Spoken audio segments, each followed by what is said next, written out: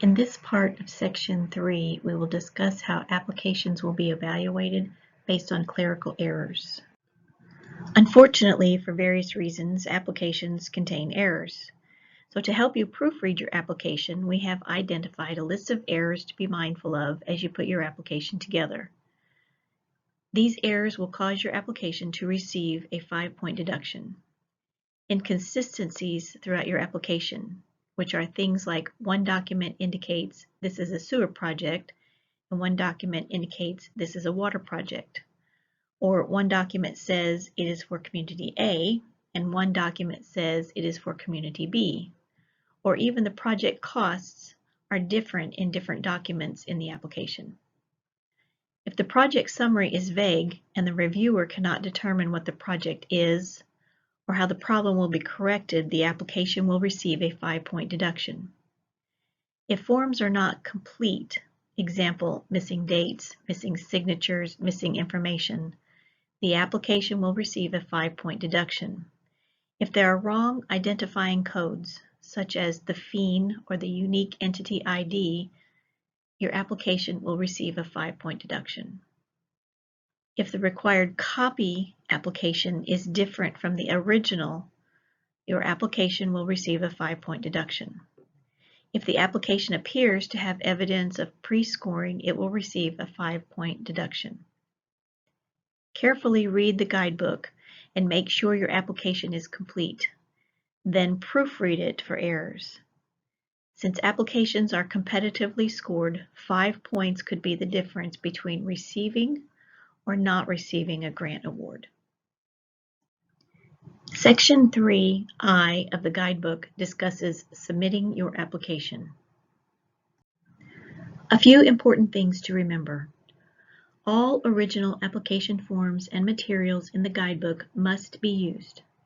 The department will designate an application as do not fund and not complete the rest of the review for self-created forms, for adding to or removing language in forms, for forged, copied, taped, pasted, or any other alterations to original signatures or dates.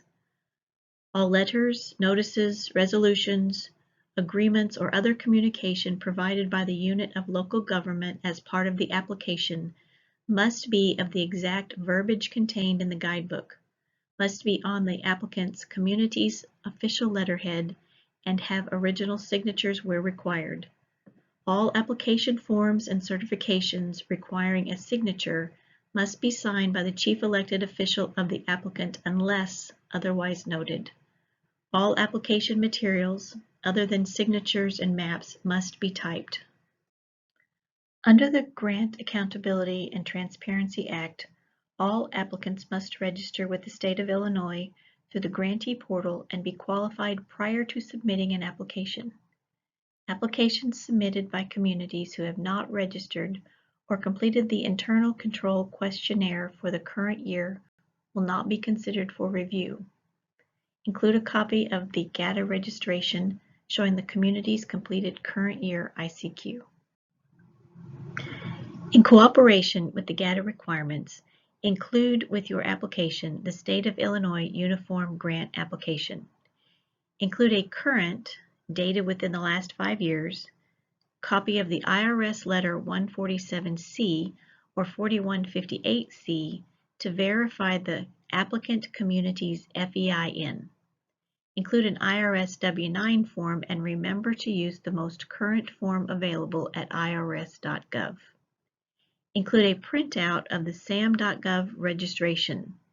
The printout must show the unique entity ID and the active registration.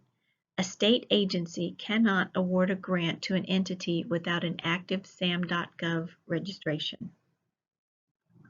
When you bind your application, use a single binder clip at the top of the application.